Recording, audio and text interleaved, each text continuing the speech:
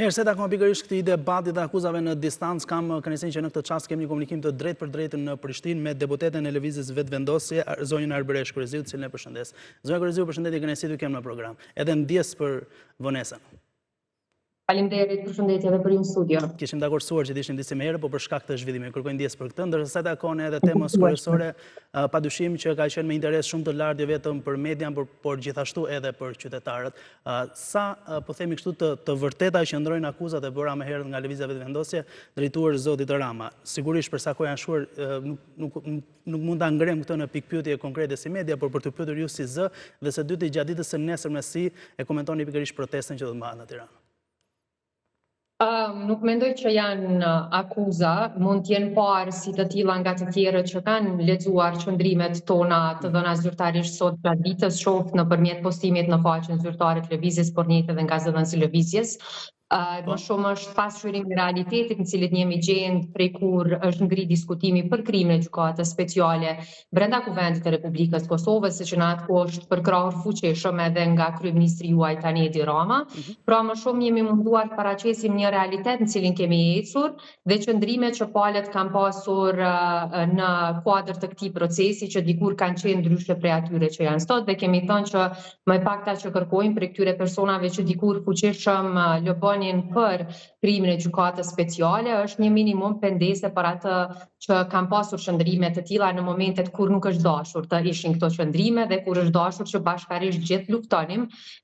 kundër krijimit të një gjykate të tillë e cila po i krijon gjitha këto probleme që i ka krijuar pra sot dhe po i mban krerët e ushtrisë çlirimtare të Kosovës atje duke i gjykuar për një diçka që ne besojmë që nuk ekziston. Prandaj unë personalisht nuk mendoj që kanë qenë akuza, më shumë i shoh si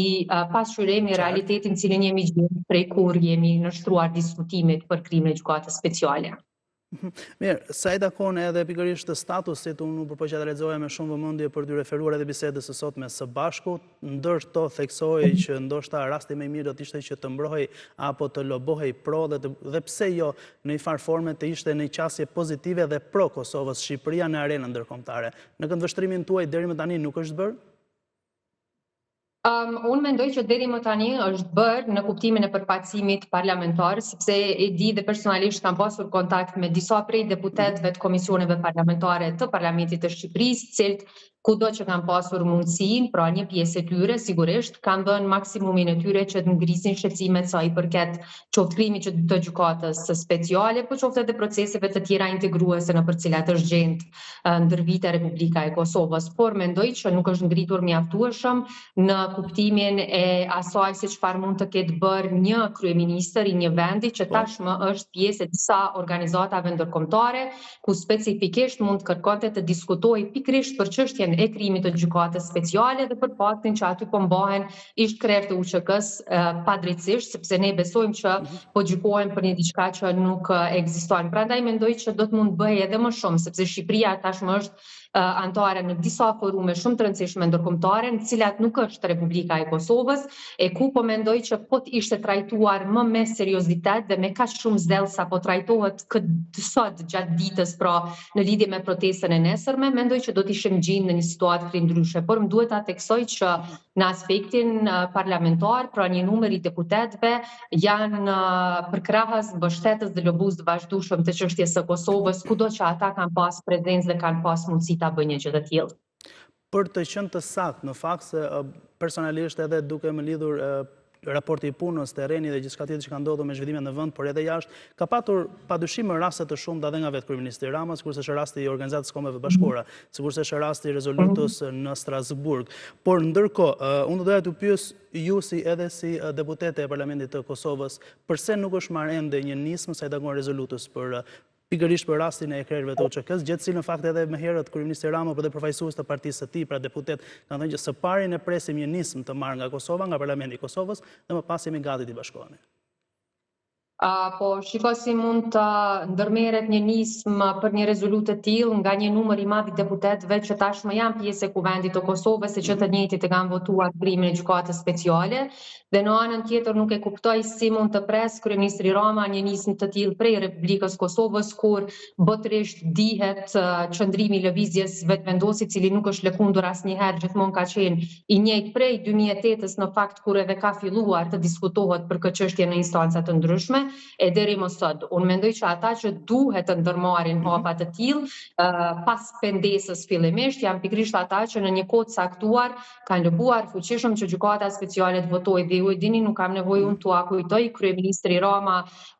në një moment caktuar madje vinte në Kosovë dhe i luste deputetët që me do e mos të votonin gjykatën speciale, për cilën sot po thotë që është gabim dhe duhet ta kundërshtojmë, dhe madje po pret hapa konkret të një rezolute të tillë nga ana e Kuvendit të Kosovës. Ne e kemi kundërshtuar fuqishëm në vazhdimsi që prej fillimit kur ka nisur diskutimi për krimin e kësaj gjykate, dhe qëndrimet e tona s'kan ndryshuar as edhe një vetëm herë prej atëherë deri më sot. Unë mendoj që ka këtu shumë aktorë që kanë ndryshuar qëndrime për arsye të ndryshme të cilat ata vetë i dinë, dhe nuk mendoj që mund mbulohen kështu duke thënë që ne do ta iniciojmë një rezolutë të tillë, por s'po e shohim që po iniciohet prej Kuvendit të Kosovës, sepse ka pasur x raste kur rezoluta të tilla mund të inicioheshin edhe brenda Kuvendit të Shqipërisë, por një gjë e tillë nuk është bërë e mundur. Dhe nëse i specifikojmë ose i veçojmë dy raste kur ju po flisni, që kryeministri Rama pas ka përmendur çështjen e qoftë trafikimit, qoftë gjykatës speciale në organizata ndërkombëtare, prej 2011-s është miratuar rezoluta e dikmardit në atë kohë për trafikim të organeve, e deri më tani nëse arrim t'i veçojmë vetëm dy raste, unë mendoj që është punë kot, dhe mendoj që definitivisht flet për ato që nuk kemi bërë as edhe minimumin e asaj që i kemi obligim ta bëjmë si shtete për njëra tjetrën, sepse fundja jemi shqiptarë dhe mendoj që minimumi që mund kërkohet prej nesh është që të mbështesim kudo që na jepet mundësia në përfaqësime ndërkombëtare. Dhe nuk besoj që dy raste të veçuara mund ta mbulojnë faktin që pas ka folur edhe për këto çështje në dy raste konkrete, kur pafund raste dhe pafund mundësi kanë ekzistuar vazhdueshëm përgjatë gjithë mandateve që një gjë e tillë të bëhej.